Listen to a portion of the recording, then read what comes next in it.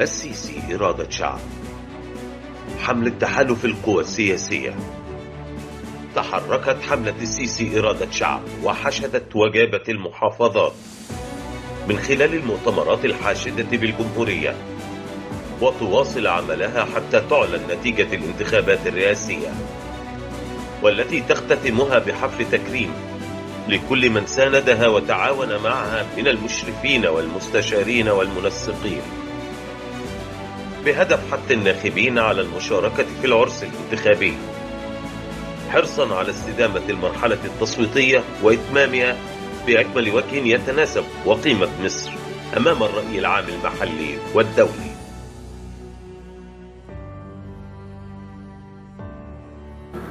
سلام الوطني لجمهورية مصر العربية.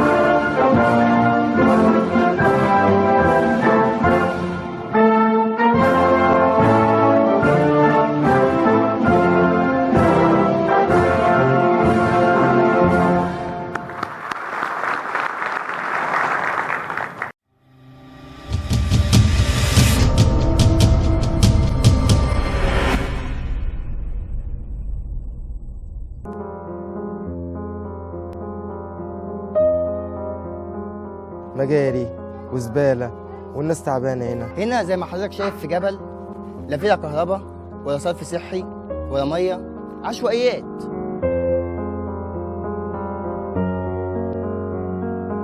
تمن 9 أسر قاعدين في بيت حمام مشترك. في الشتاء والله العظيم كانت النطره بتنطر علينا، كنت تيجي تحط ايدك على الاوضه دي تتكهرب، على الباب تتكهرب، السرير لدرجه السرير اللي كان جوه والله العظيم كان بيكهرب. قاعد بتاكل لقمه مع عيالك تبص تلاقي التعبين بتوع عليك. فين العيشه؟ انا بيتي هو دوت، بص متشرخ وخش شوفه. لو واحد تعبان هنا عقبال ما نتصل بالاسعاف يا تيجي يا ما تجيش. لما برجع شغلي احط دماغي على مخدتي ما بعرف انام، عين صاحيه وعين نايمه.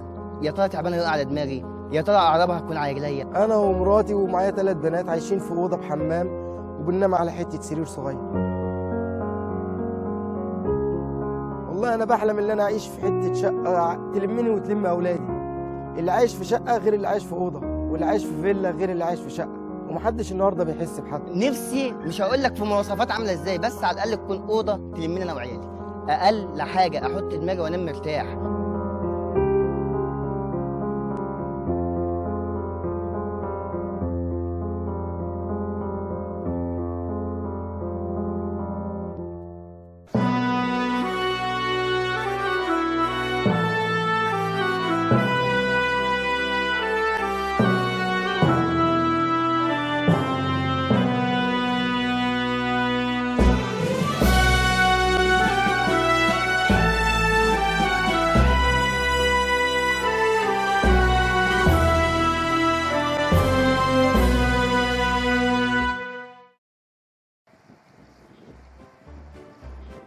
اشتغلنا في المشروع لمدة 24 ساعة 7 أيام في الأسبوع، وكان غرضنا من المشروع إن احنا ننهي المشروع في المدة الزمنية المتعاقد عليها وبتوجيهات القوات المسلحة. المشروع ده وفر 30,000 فرصة عمل، فيها النوادي وفيها مول وفيها مساجد. المشروع على بعضه مدينة متكاملة بغرض إن اللي يسكن فيه ما يبقاش محتاج لأي حاجة من بره.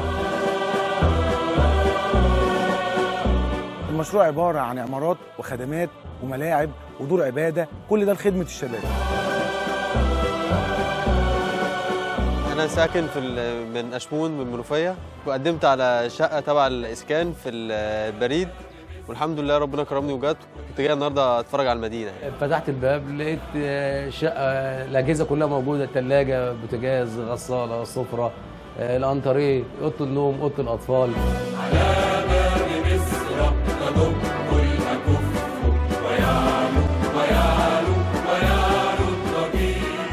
مصر اللي عايشين ننكرها ولا حد غيرنا افتكرها، شايلة في همومنا على كرها، بلدي بصحيح كتر خيرها.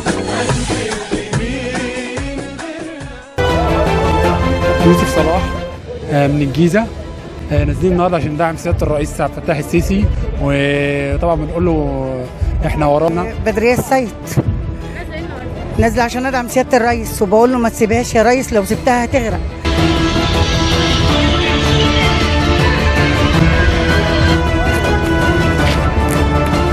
مش هنعمله شجعنا مصر.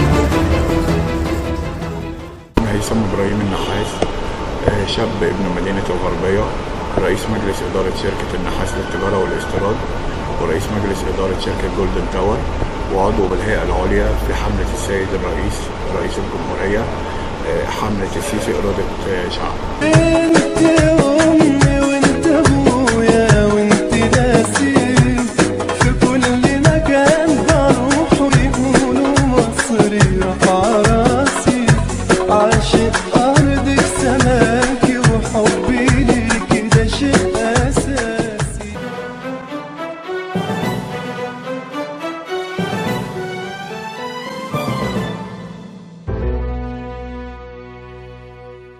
ومع إشراقة يوم جديد تتجدد الآمال والأحلام نحو غد أفضل، يفتح الآفاق ويدفع بعجلة التنمية على جزء ثمين من أرض مصر الغالية تحررت بالجهد والدم والعرق. طب لو حبينا نتكلم على إنجازات السيد الرئيس عبد الفتاح السيسي، إيه أبرز الإنجازات اللي حضرتك دي عايزة حلقات؟ يعني إنجازات معالي الرئيس طبعا لا تعد ولا تحصى بصراحة، ده مش عايزة 5 دقايق، ده عايزة وقت كبير جدا. ولكن أنا هقول لحضرتك يكفي، أنا طبعا كراجل نائب رئيس الغرفة مفيش شكوى من العيش الخبز، مفيش شكوى من الأنابيب الغاز، مفيش شكوى من أي حاجة كان عليها شكاوى قبل كده، ما عادش فيه، ما عندناش بالله توبير في أي حاجة بنتي.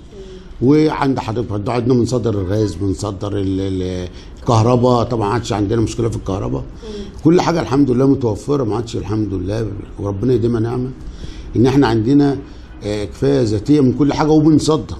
طبعا انجازات بقى، طبعا العشوائيات، الطرق، الكباري، كل حاجه ده عايزه حلقات حضرتك، ما اقدرش اقولها في انت بتظلميني ان انت تساليني سؤال زي ده.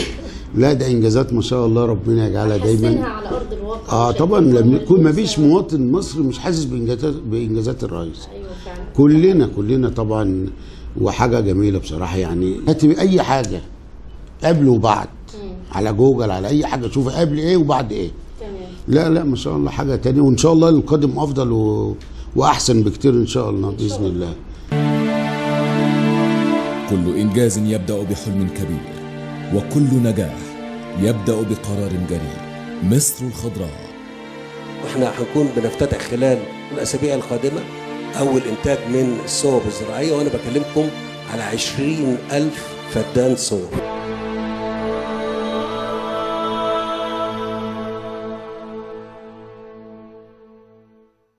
تزرعوا الأمل في نفوس الناس، واحنا حريصين على إن احنا نزرع الأمل ده بكل ما أوتينا من قوة وإرادة، واحنا مصرين على ان احنا نبني بلدنا.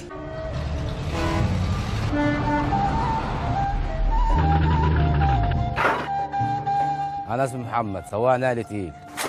بقف على النفق باليومين وبالثلاث ايام. بنزل من الجبل اقف على المعديه، بقعد لي 3 ايام تاني على المعديه محمل. ممكن نقعد في ال4 ايام دول ما ننامش. الوقفه دي على المعديه وعلى النفق وانا طالع فاضي، وعلى المعديه وانا نازل محمل. خساره عليا وخساره على صاحب العربيه وعلى المحضر. فكانت للإرادة السياسية رؤية ثاقبة وإصرار دؤوب على تذليل العقبات ودفع عجلة التنمية من جديد على أرض سيناء. وانا بكلمكم ده عشان بس اربط سينا بمصر. مش هي غالية علينا وارضنا اللي بنحبها؟ لابد ان احنا نعمل ده عشانها. الانفاق لو اتعملت هتوفر معانا في كل حاجه، واحنا بدل ما بنقعد 5 ايام في النقله هنقعد يومين. غير كده وكده هتلاقي سينا بعد كده بقت عمار، بقى الرجل دخلت فيها. وفي نفس الوقت الاستثمار هيبقى هناك في سينا حلو، هيبقى في رجل هناك حلوه.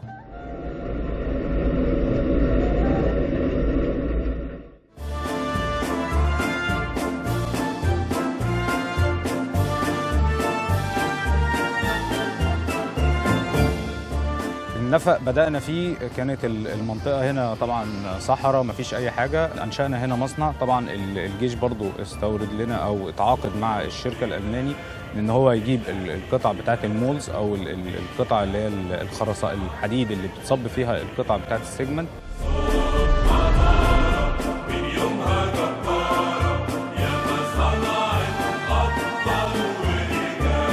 وانشأنا المصنع هنا وبدأنا التجميع والتركيب للقطع الخرسانية. احنا طبعا بنبدأ هنا بنقطع الشبك الحديد وبنجهزه، وبعد كده بنبدأ نحطه في المولز دي وبندهنها طبعا بمواد معينة وبمعالجات معينة عشان توصل لعدم نفاذية تقريبا كاملة عشان ما يحصلش أي تسريب للمية.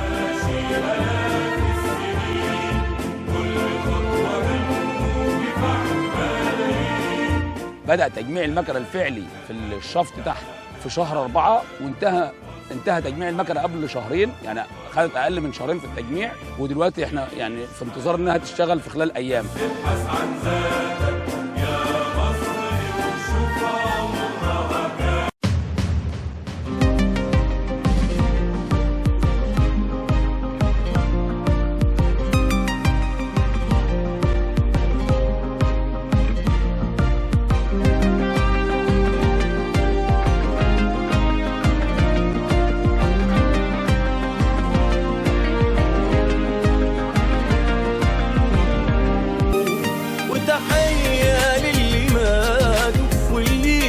بحياته واللي نال الشهادة في الجنة بيسكنوا، وتحية للي ماتوا واللي ضحى بحياته واللي نال الشهادة في الجنة بيسكنوا.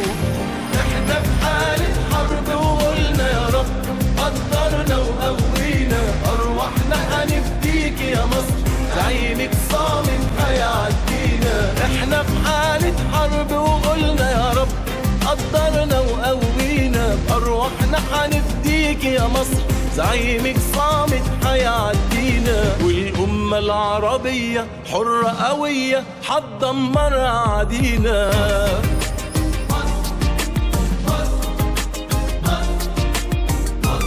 والله انا طموحاتي ان انا عايز نفسي انقل للشباب اللي انا زيهم، عايز انقل لهم كل خبراتي وكل اللي انا عديت بيه، لان انا عديت بنفس اللي هم عدوا بيه، بس للاسف هم مش عارفين يطلعوا من الجزئيه والحاجات اللي انا طلعت منها. عايز اللي هو يبقى شاب منتج، شاب ما يعتمدش على حد، ما يفضلش دايما مستني طعام السمكه. انا عايز اعلمه صيد السمك بمعنى اصح. المفروض هنا في اسماعيليه في مكانتين، جمعنا المكنه الاولى وشغالين في تجميع المكنه الثانيه.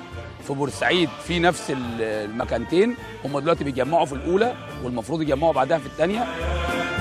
بس ابحث عن ذاتك يا مصري وشوف عمرها كام. لان ده الموضوع عشان ما ينفعش ابدا مكانتين في نفس التوقيت عشان التربه.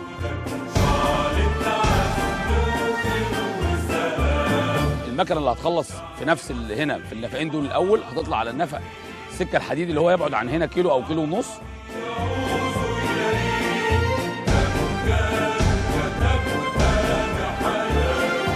طول النفق ده 10 كيلو، هنا النفق هنا من 4.5 ل 5 كيلو، لكن السكه الحديد هيبقى 10 كيلو عشان الانحدار بتاع السكه الحديد المفروض يكون اقل من انحدار النفق السيارات. وكل اللي اشتغل في تجميع الاجزاء دي من عماله او مهندسين او فنيين مصريين.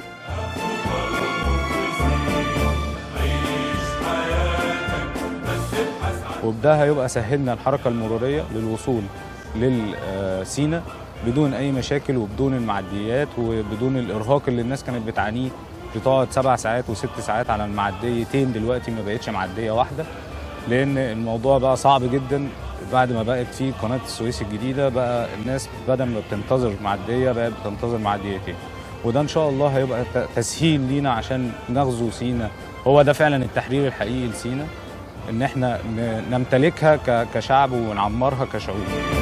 نحب مين غيرها، مصر اللي عايشين ننكرها، ولا حد غيرنا استفكرها، شايله في همومنا على كرها، بلدي بصحيح كتر خيرها.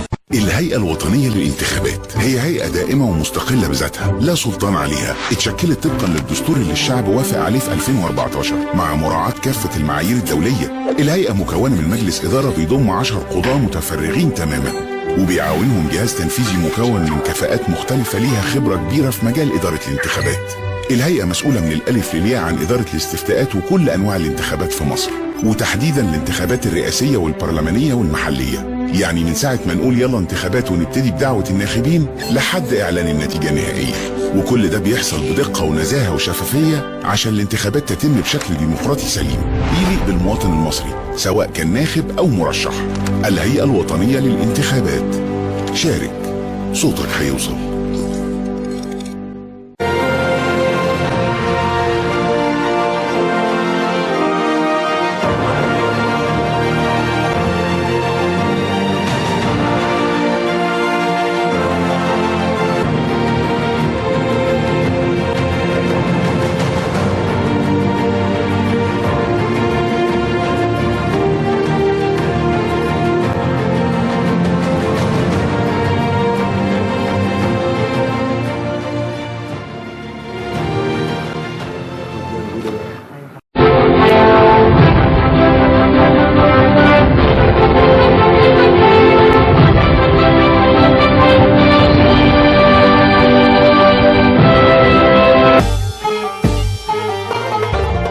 بحبك يا مصر وخيرك عليا، وبعشق ترابك يا أم الدنيا دي.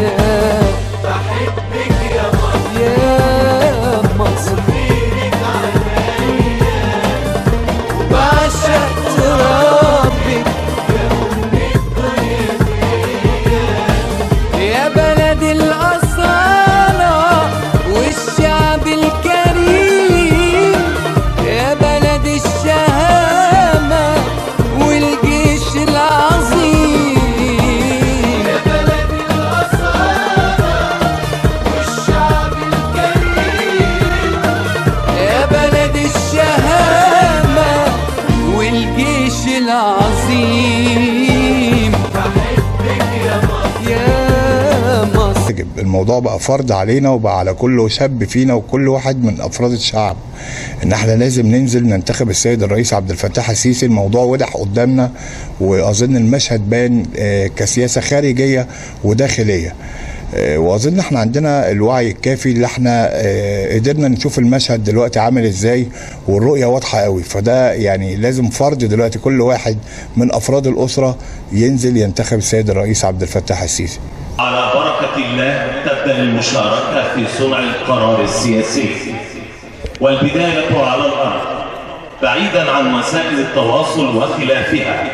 نعلن جنبا إلى جنب نحن برنامج مصر نيوز وجميع الكيانات المؤيدة للرئيس عبد الفتاح السيسي، ونحن نتشرف بذلك. يسعدنا أن ننقل لحضراتكم وقائع هذا المؤتمر الحاشد عبر برنامجنا، كما نرحب بوفد محافظات الدلتا خلف الأستاذ هيثم النحاس رئيس الواقع المصري ونائب رئيس أول حملة السيسي إرادة شعب، وهم السادة الأستاذ محمد وفيق المفتش بوزارة العدل، فضيلة الشيخ بكر شومان المفتش بالأوقاف، الأستاذ عماد رمضان ممثل المصريين بالخارج، الأستاذ أحمد عبد القادر النقابة العامة لمستشار التحكيم الدولي بالدقهلية. وحتى نسعد جميعا بفعاليات مؤتمركم المشرف، نبدأ اللقاء بمنح درع البرنامج لقبيلة عرب الهنادي يتسلمه المهندس أحمد عبد المجيد علي مأيوب ليكون فاتحة عهد جديد على مصرنا الغالية. كما أدعو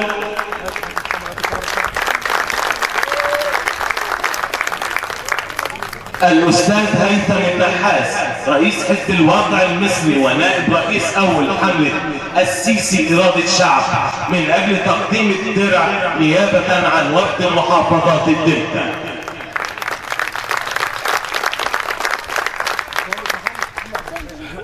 كما يقوم الأستاذ هيثم النحاس رئيس الواقع المصري ونائب رئيس أول حملة السيسي إرادة شعب بتقديم وسام التميز الذهبي في الحشد الجماهيري للمهندس أحمد عبد المجيد وشعار حملة السيسي إرادة شعب.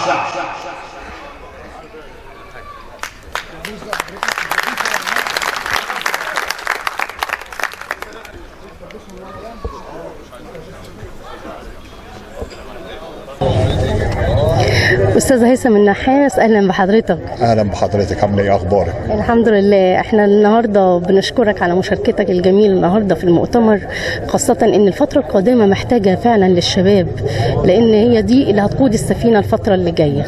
كلمني عن انطباعك اليوم ومشاركتك السياسية.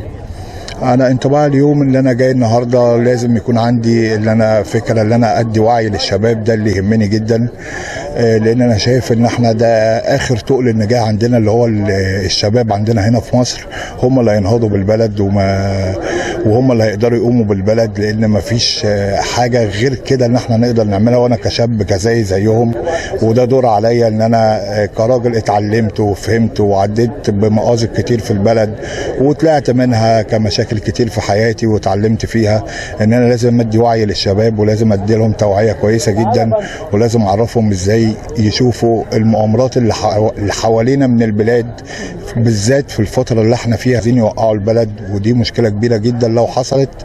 يعني مش البلد دي بس اللي هتقع، العرب كله اللي هيقع يعني. ونخاف عليها ما تخافش بكره، وده مهما يجرى ربك حمينا.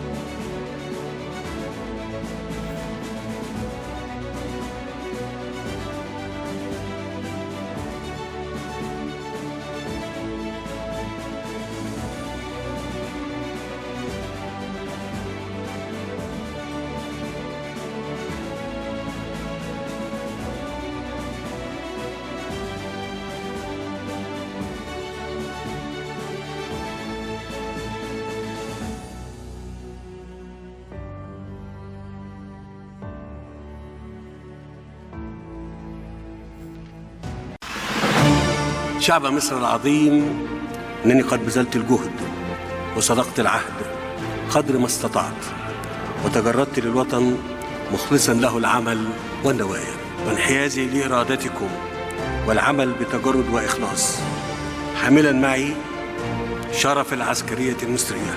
واجهت معكم وبكم كل التحديات والأزمات وعبرنا معا جسور الأمل. واليوم ونحن بصدد استحقاق انتخابي لتولي مسؤولية إدارة الدولة المصرية، فأنني كما تعهدت معكم ألبي اليوم نداءهم مرة أخرى، وعقدت العزم على ترشيح نفسي لكم لاستكمال الحلم في مدة رئاسية جديدة. أعدكم بإذن الله بأن تكون امتدادا لسعينا المشترك من أجل مصر وشعبها، وأدعو كل المصريين إلى المشاركة في هذا المشهد الديمقراطي ليختاروا بضميرهم الوطني المتجرد من يصلح، والله يولي من يصلح.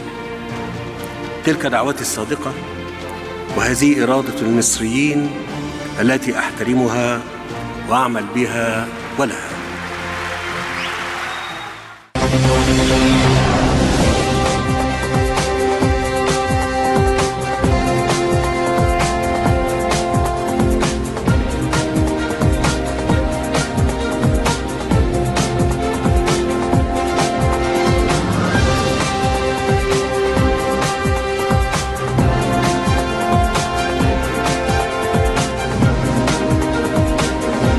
الوكيل الإعلامي الرسمي شركة ميديا فيجن.